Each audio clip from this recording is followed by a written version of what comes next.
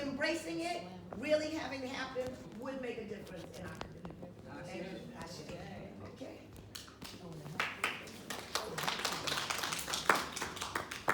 Good evening, everyone. My name is Sharon Brewster, and I'm excited to be part of this big panel. Thank you for having me.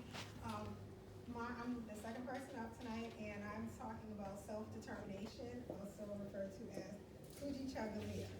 And so that means to define ourselves, name ourselves, create for ourselves, and speak for ourselves. And I'm going to say it again.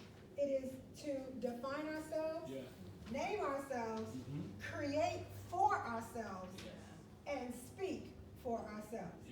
I really don't want to say anymore, but that, I'm afraid of you and I'm going to say But self-determination refers to a characteristic of a person that leads them to make choices and decisions based on their own preferences and interests, to monitor and regulate their own actions, and to be goal-oriented and self-directed. I'm the daughter of a Baptist preacher, and I'm in a Baptist church, and it's very hard for me to speak about self-determination and not connect it to God, because that is my foundation. That's my foundation. So 1 John 4:1-2 and verse 4, beloved, believe not every spirit, but try the spirits whether they are of God. We talked about we weren't honoring our ancestors, we were honoring who they were. And so we're still in alignment in that regard. And it goes on to say, I'm just going to skip down quick. Hereby know ye the Spirit of God. Ye are of God, little children, and have overcome them, obstacles, different challenges, individuals, what have you, because greater is He, God, greater is He that is in you than he who is in the world. My self-determination comes from what's greater in me, and that's God. Right? So I love celebrating on 7 days, but the God of my salvation, that's who has grounded me in these 7 days a week, making it to work 5 of those 7 days, 2 days on the weekend. It's but God. So I'm so excited to be able to talk about what self-determination means. I've been a business owner. My family can attest to it. You have to wake up determined every day. If you don't know that you're in business, nobody else knows you're in business. You grew up in a family business, and that's how it functions. We have to know who we are. We got to talk about who we are. We got to talk about who God says we are. We have to be determined that we can do what His Word says that we can do. If we believe otherwise, we have to believe what it is we say we believe says we can do, and we have to stand in that. So that's just who I am. I can't say I'm self-determined because of me. It's because of God I have a self-determination. Without Him, I would crumble, I would fail, and I would cease to exist. So I thank God. He is the God of my salvation. He's the God who gives me that determination. And thank you for your time.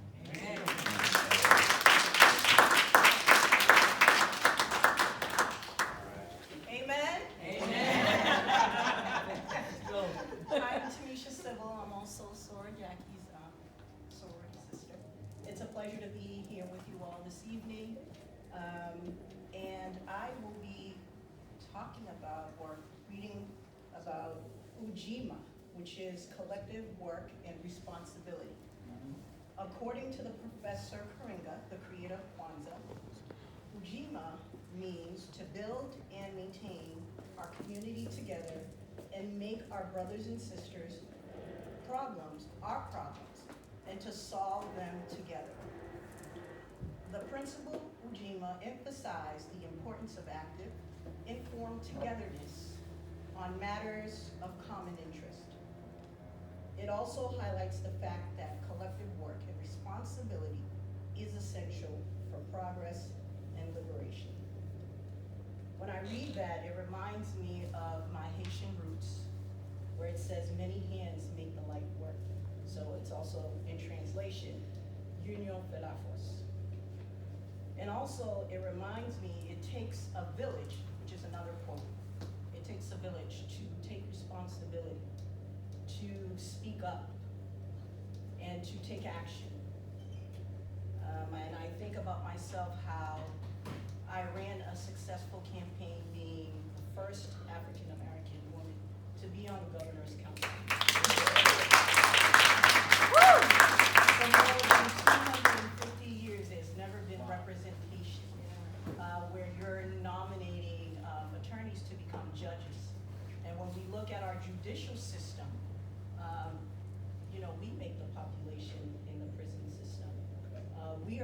that usually get the end of the stick in our criminal justice system as well. So I say this to say, we have a responsibility to take action in every aspects of our lives, whether it's in leadership positions or in the community, whatever you're doing in church. We have a responsibility to mentor our youth. We're in a climate where social media has taken control of the minds of our young people, where before they can help someone, they are reporting it to post, which comes to mind as a young woman in the subway of Manhattan sleeping and was lit on fire. No one helped her, but they were recording it and it was posted on social media.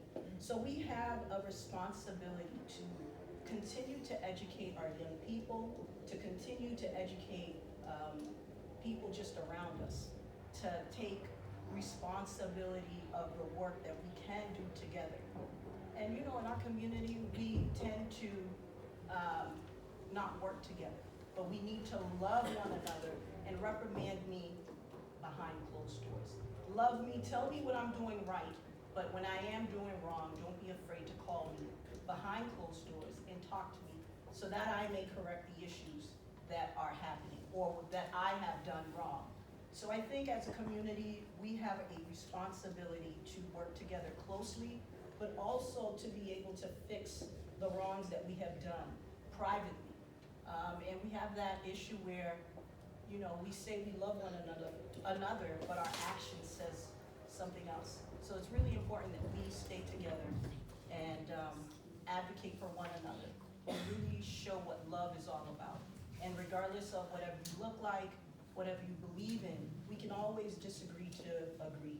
So I think we can learn about Ujima, which is collective work and responsibility.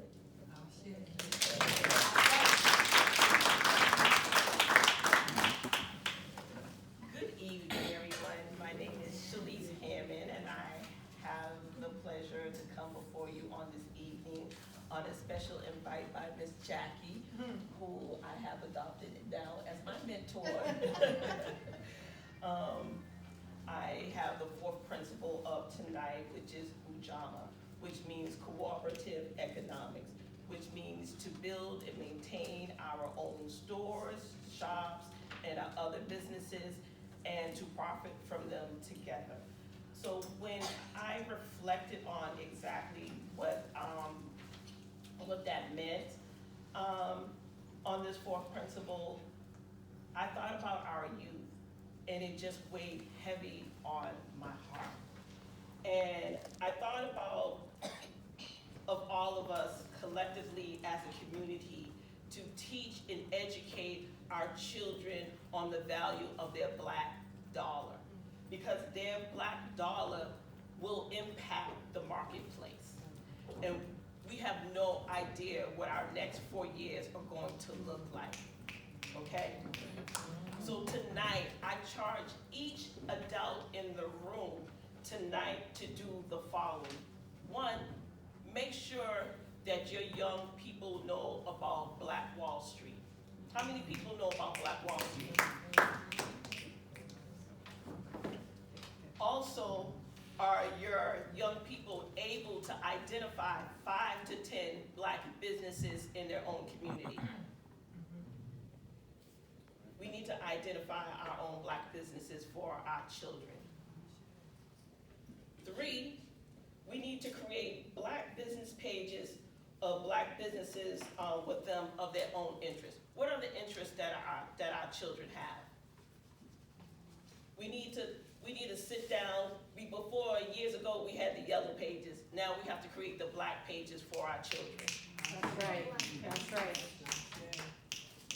4, we need to explore black businesses with our children and have them engage in conversation with black business owners.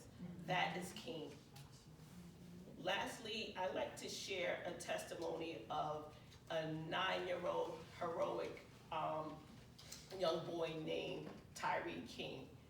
In 2023 of last year, he was diagnosed with stage 3 Hodgkin lymphoma cancer.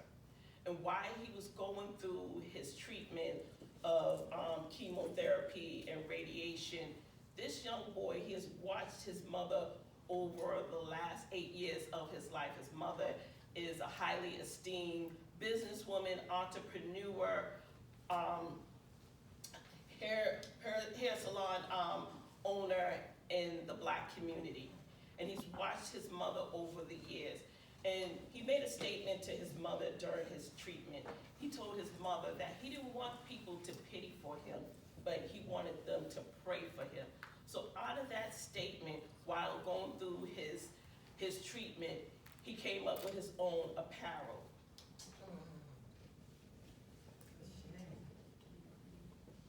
And this is his apparel. Yeah. And I'm happy to report that Tyree now is cancer-free. Him and his brother, you can find them on Instagram as Them King Boys.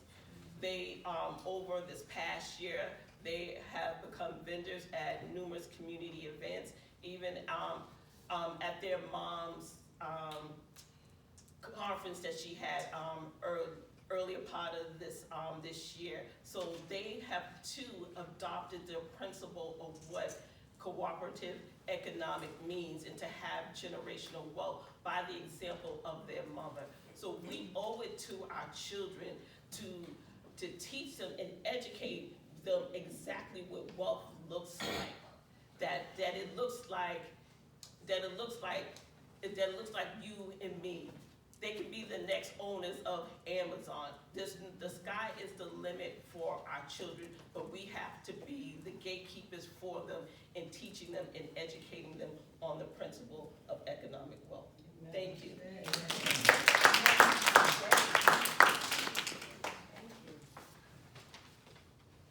Good evening. Good evening. My name is Manuel Fernandez. I grew up here. I'm a childhood friend of Jackie's, and I haven't lived here since '82, but when Jackie calls, you don't ask why. You just show up. My principle for this evening is near purpose, to make our collective vocation the building and development of our community in order to restore our people to their traditional greatness. Do you know your purpose? Do you know why you are here? Because I think before we can begin to act collectively, we gotta act individually.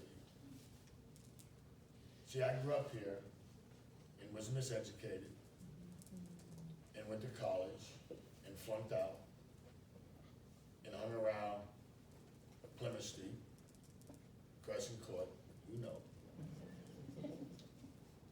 And I was headed for nowhere. I had a part-time job at Little Peach, which was another, like, I don't know, 7-Eleven, for those younger kids. And one day I was sitting around the park doing things that I won't mention in front of these youngsters, and this man came up to me and he said to me, "Are you Tiny?" Which is my family name. And I said, "Yes." He said, I said, "Rudy." He said, because I used to sit on the front step with him as a little boy. I grew up with a disability in my leg, so I couldn't participate in the sports and everything else like everybody. So I sat around and read and whatnot. He told me I was going to be somebody someday and I was going to be a lawyer because I talked a lot. We talked about a lot of different things. And he said something that stabbed me in the heart as he looked at me that afternoon.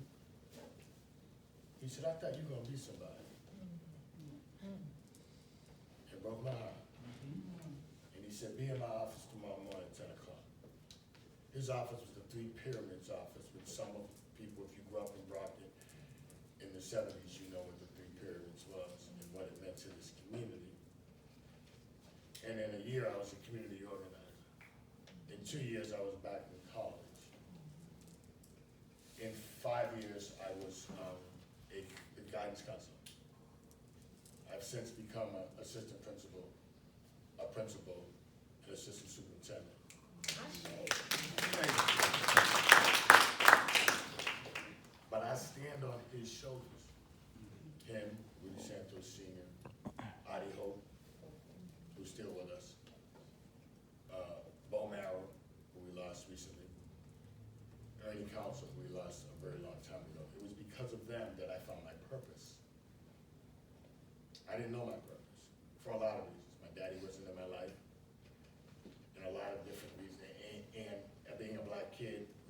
Campello originally, and then throughout the high school, there was not one white teacher who reached out to me at any time to tell me I could be somebody. My senior year, in May of my senior year, my teacher, who became my favorite teacher, Mr. Fahey, said to me, "So where are you going to college next year?" And I said to him, "You know, in 12 years of school, you're the first educator that ever asked me about college." Think about that for those of you who've gone through college or those of you who are raising children, that in May of my senior year, somebody now wants to talk to me about college. I should be packing. My purpose in life, I have found out, is the same purpose that Rudy Santos had in his life, which was to give back to the community, to build the young brains, and to show purpose for our young people. And so I retired this year, but I still have my own consulting firm, so I ain't going nowhere. And my purpose will continue to be to uplift our black children and give them the hope, and especially, and I would only say this, the last thing, I know Jackie got me on the timer, and several of the sisters said it before us. These next 4 years are gonna be a journey. You best have a purpose. And you best collectively work together towards that purpose. Because we in for a wild ride. But we've done this before. We've been around here before. We've seen this happen before, and we're gonna prevail. So go out there. If you haven't done it already, find your purpose. And if you find your purpose and you got these young folks around here, help them find their purpose. Thank you. Peace. And right before Robin comes, I'll put in a plug for, because I am fascinated by TED Talks. I love them. Yes, it is my goal one time to be a TED Talk speaker. I did try out, and they said, "Thank you, that's good," but they did not choose me. But this TED Talk, it says, "How to find your purpose in 10 minutes." So I write down, it is phenomenal. It is phenomenal. How to find your purpose in 10 minutes. I sent it to the committee. Phenomenal. Just will make you think, again, when Tiny, Manu Tiny, was saying, you have to know it. You have to know it. If you don't define your purpose for yourself, indeed somebody else will. Right? Okay. And on a religious standpoint, you must have a soul purpose. Okay? My Nguzu Saba is Kurumba, creativity. To do always as much as you can in the way you can in order to leave our community more beautiful and beneficial than it was when we inherited it. In simple, plain man's English, do the best you can, when you can, how you can, however you can, and make this world a better place than it was when you first inherited it. I'm glad Jackie asked me to do creativity because I was once a visual arts specialist with the Boston Public Schools for 30 years. And I used to teach my students because I knew everybody didn't like art and felt like they couldn't be creative with it. So I said, well, listen, if you don't want to do it, at least learn how to appreciate it. Because there's a lot of work that goes into being creative, and it doesn't happen overnight. So if you can just be an appreciator, that's good enough. But to push the envelope a little further, when I got to teach at Hyde Park High, I asked my principal, I said, I want my students to know that they can make money with their creativity. And I would like to go to school to learn how to teach business because they don't teach business in art school. So through the grace of God, and I always got to give him the praise, honor, and glory and credit. Amen. She honored my proposal and sent me to Wellesley, to Babson Business College, to be certified to teach an entrepreneurship program. So for the last 13 years of my teaching career, my main focus was on, if they don't wanna hire you, that's okay. You don't need them, you can create your own job. If you know how to clean house, you're a domestic engineer. And there's a whole lot of senior citizens that would love to use your help to help them clean out their clutter. If you know how to rake leaves and shovel snow, you are an architectural landscaper. Okay? And I had to come up with all these creative words to get them to understand that you gotta start low, start small, and build. So I said, you like kids? You babysit for your neighbor? That's the foundation for running your own daycare. And everybody know daycare is extremely expensive nowadays, so they making bank. Okay? And a lot of them young people went on to school to study early childhood education, or they went on to be teachers. And you don't know how good of a feeling it is as an educator for you to see your students go on to college and be successful, and then come back and share with your students what they've done in their lives. I can't express how happy I was when I went to my granddaughter's middle school, just to check up on her, sneak up on her, let her know that there's someone in the family got their eye on what you're doing. Because middle school, that's that experimental age, okay? Long story short, soon as I walked through the door, 2 of my former students come running up to me. Miss J, what you doing in this building? I said, what you doing in this building? I'm teaching history, and she's teaching math. You don't know how good that made me feel. Not only that, I've had students that went on to Emerson to be directors of film and produced their own films, and they made a film for me. So go on Vimeo and look up Robin M.A. Johnson, visual artist of Boston, /instructor. When you send it, I'll put it out. We'll get through tonight. I'm gonna collect I'll have a sign-up paper. Just put your name and email, and I will send it to you. Yes. Legacy and creativity. That's right. I want to share something to everyone in here as though I gave birth to you. And it's in scroll form because we were the creators of the scroll with a lot of education. And unfortunately, the invaders, the haters, stole those scrolls and burnt them up. And whatever they didn't destroy, they tried to pretend and act like they were the ones that came up with the ideas, all right? Creativity with our people goes a very long way. And it's never taught in the public school system. They never teach our kids that we created the refrigerator car that transports your food all across the country and overseas. They never taught you that we created the light bulbs. Do they teach that in public school? Did they teach you that the washing machine, the ironing board, the straightening comb, and the list goes on? If you was to go in your house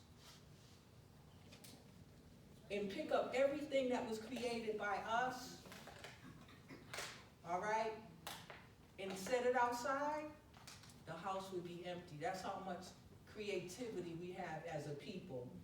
Not just building pyramids, but architecture, creating mathematics, creating all type of alphabet, you name it, no lie, we created it, they copied it, they tried to patent it, they tried to claim it, okay? Because they didn't want us to learn how to read and write for 400 years, okay?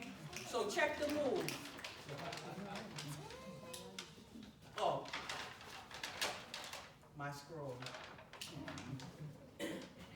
This letter goes out to you as a mother, giving props and praise to you, my babies. I love you. I am proud of you. There are times in our lives that let us know we are on the right path. Sometimes we are tested for our strength. Sometimes we are tested for our patience. Sometimes we are tested for our wisdom. Sound right reasoning and overstanding. We're also tested for that. We even have people come into our lives for many different reasons. Some of those people come into our lives to help us, or they come to be helped by us.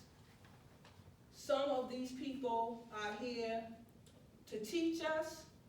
Some are here to learn from us. Some are here to motivate and inspire us.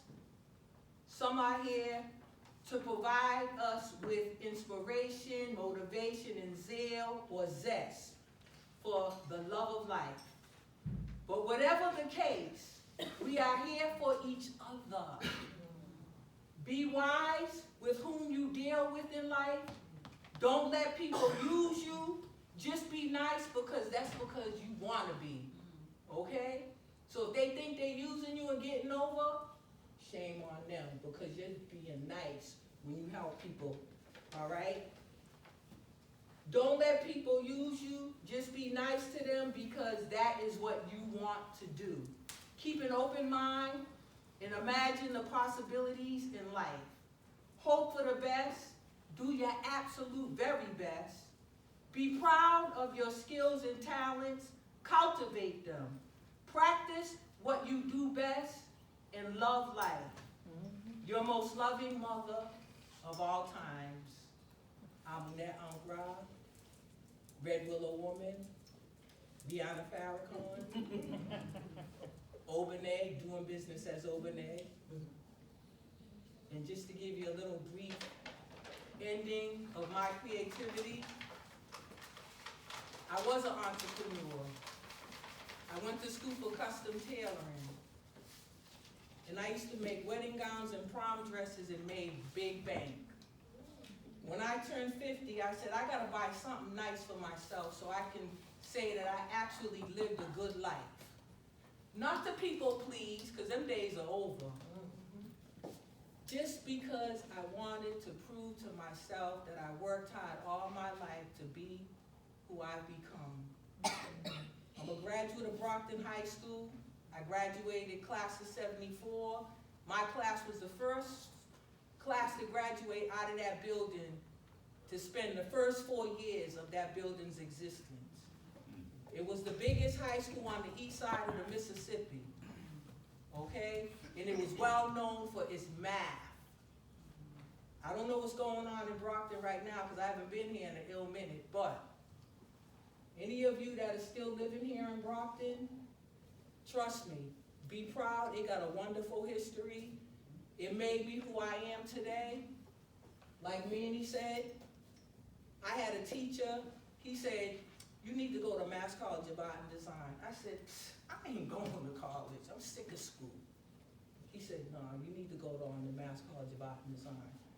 I ended up going to Boston University School of Fine Arts for art education.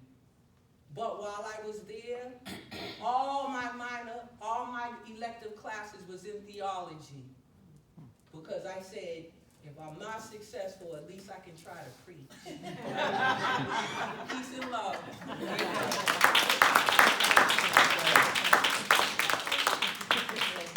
Robin, her other parts, that's how she got to go to Paris. Right, so, yes. Ashe.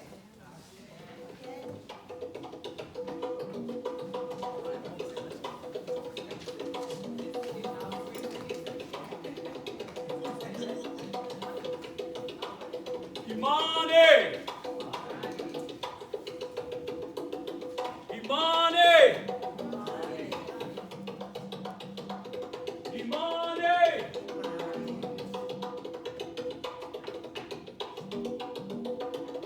Imani! Abaragami. Imani! Abaragami.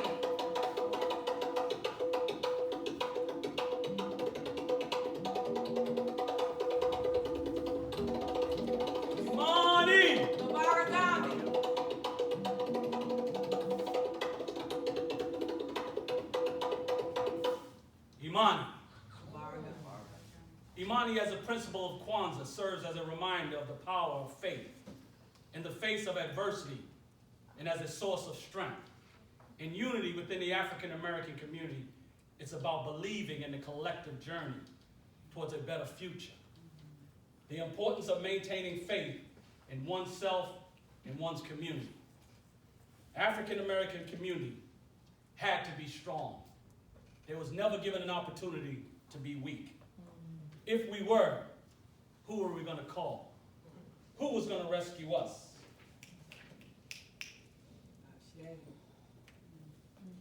It is our faith. The Lord is a rewarder to those who diligently seek him. It is by faith. Imani. Imani.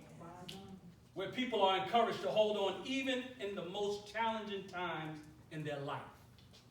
Remember, freedom is not given by the oppressor, but it's demanded by those who are oppressed.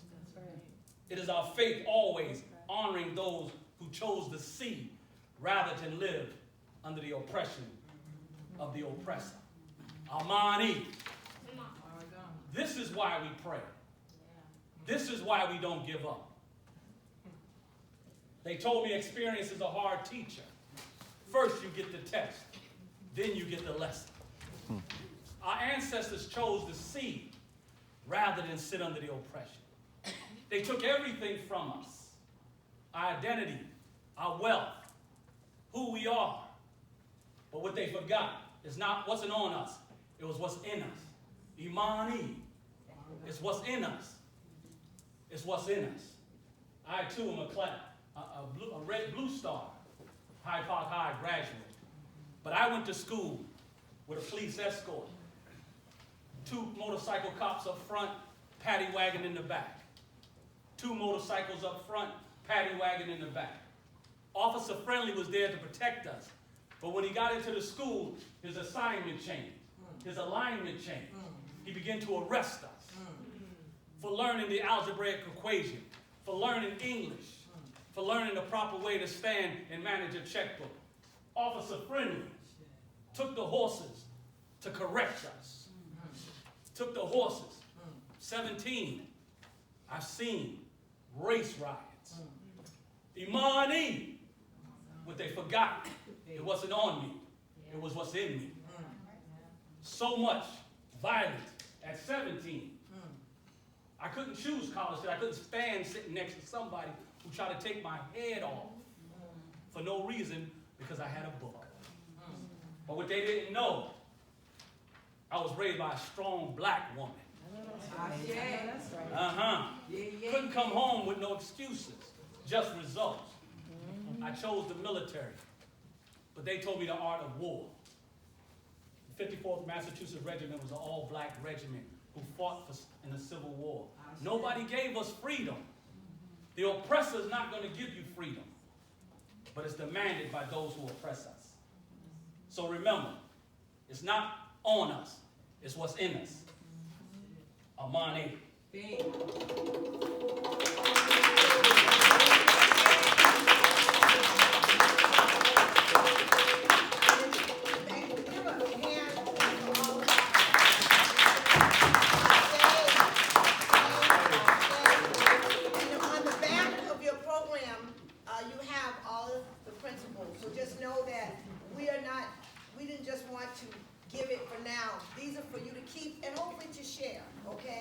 So right now, I am very proud to say that my pastor is going to serve to really bring this all together. We have heard about unity. We've heard about self-determination. We've heard about collective work and responsibility. What does that look like? What does that mean? We've heard about cooperative economics. Get your money together, get that wealth going, right? We've heard about having a purpose. You have to know what it is. We've heard about the power of creativity. And all of that is not by accident that Imani is last. The faith, the foundation, holds all of the previous principles together. Unity in the beginning, faith at the end, in between all of the other principles, designed on purpose with us in mind and who we are in mind. So this time, our wonderful pastor, Reverend Cedric Rucker, is going to present to you.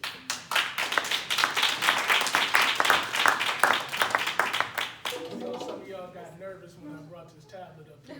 I know that it's a dangerous thing to put a preacher up here and give him a 3 to 5 minute window.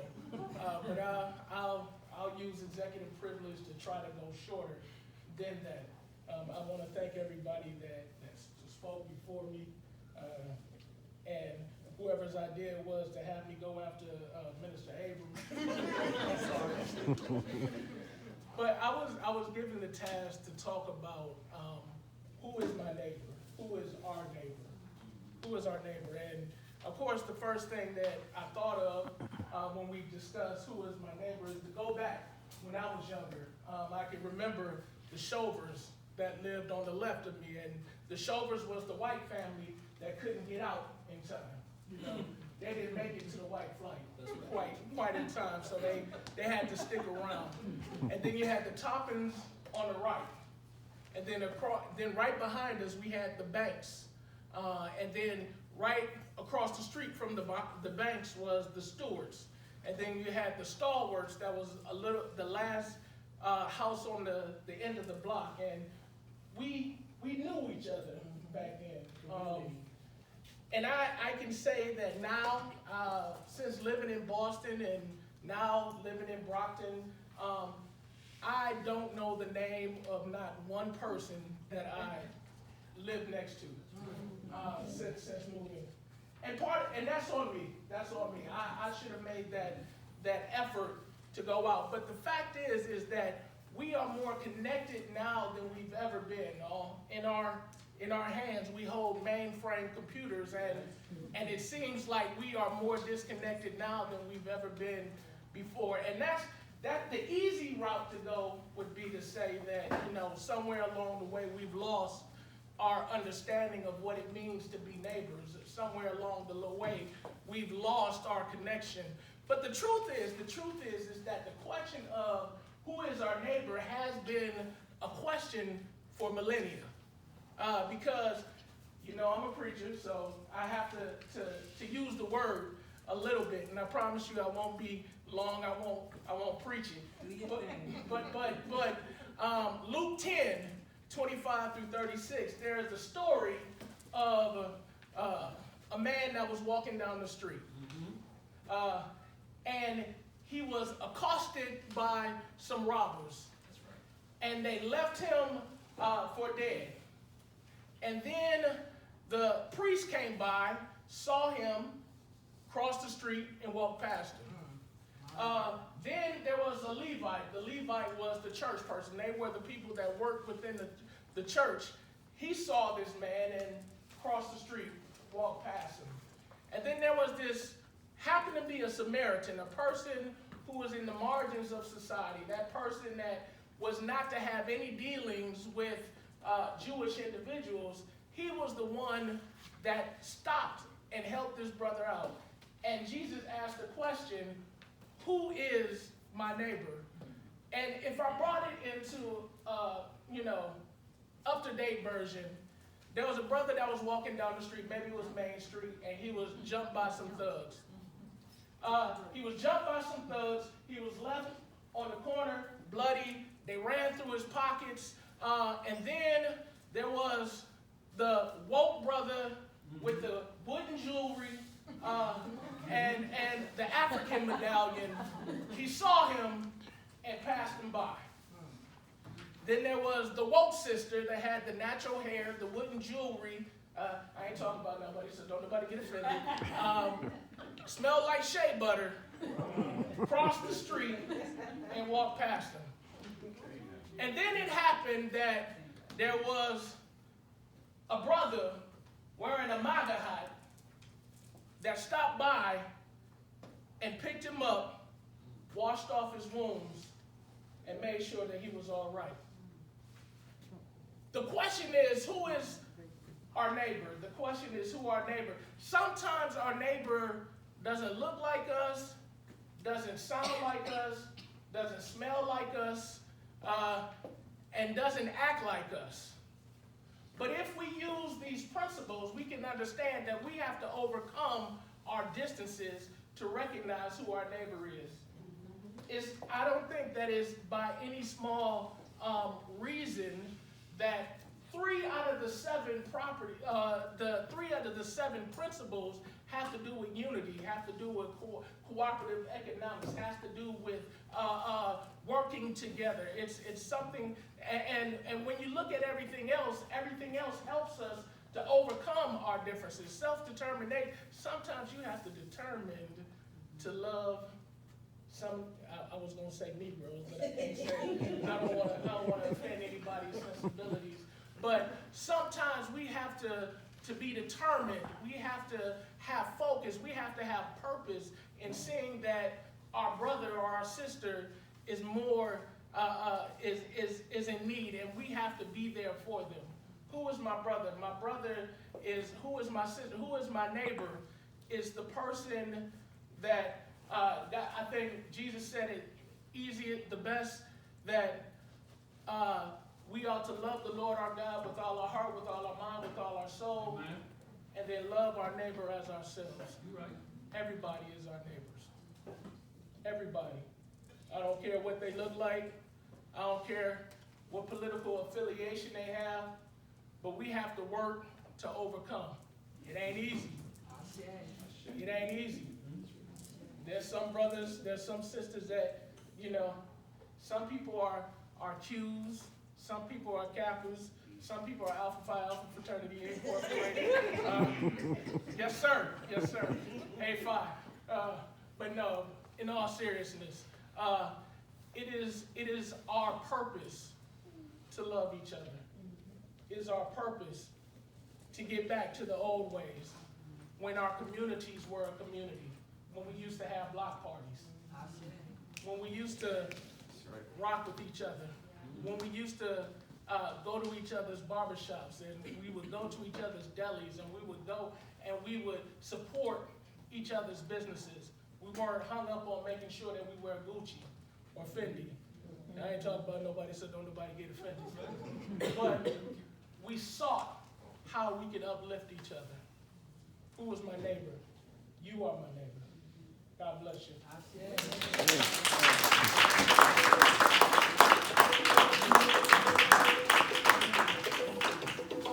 And as we, I thank all the parents.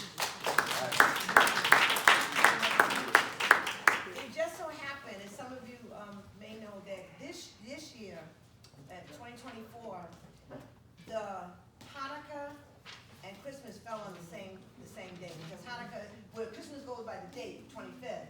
Hanukkah goes by like a constellation, so fell on the same day. And what came to me many years ago, it was like a little over 30 years ago, I used to work for an organization called City Year, and there were 2 women named Jennifer, so we call them the 2 Jennies, and they both were Jewish, and we had this time of share something about their culture. And they both shared this poem. So I'm going to share it with you, but I want you to think about it. One of my sorority sisters told me recently that through her devotion, a man told her about this concept called retro-reflective recalibration. And she said, of course no one had heard, what's that term? And what he put it in the context of, sometimes when we look back on something, it looks much different. It looks much different, right? So that means that we sometimes may have to be a little softer with ourselves, right? So for instance, let's say Emmanuel focused on, I dropped out of college. Him looking at that now, he has a different lens.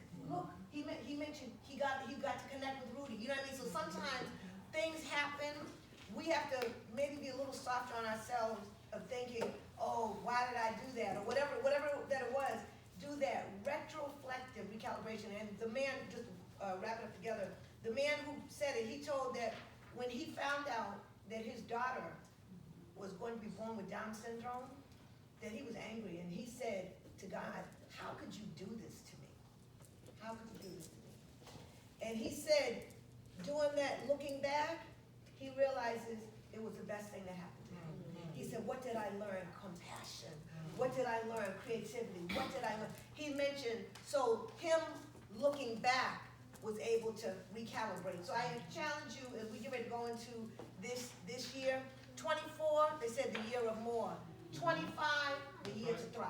Amen. Thrive. So we take that, this is what we'll, go before we do the Harambe. The name of this is called Hard Questions. Let us ask ourselves hard questions, for this is the time for truth. How much time did we waste in this year that is now gone? Did we fill our days with life, or were they dull and empty? Was there love inside our home, or was the affectionate word left unsaid? Was there real companionship with our children, or was there living together yet growing apart? Were we a help to our mates, or did we take them for granted? How was it with our friends? Were we there when they needed us, or not? The kind deed, did we perform it or postpone it? The unnecessary jive, did we say it or did we hold it back? Did we deceive others? Did we deceive ourselves? Did we respect the rights and feelings of those who work with us, those who work for us? Did we acquire only possessions, or did we acquire new insights as well? Did we fear what the crowd would say and keep quiet when we know we should have spoken out? Did we mind only our own business, or did we feel the heartbreak of others? Did we live right? And if not, then have we learned, and will we change? Ask ourselves hard questions. So each of you reflect, and we're going to now do the 7 Harambes. And I ask everyone to please stand. You are able to.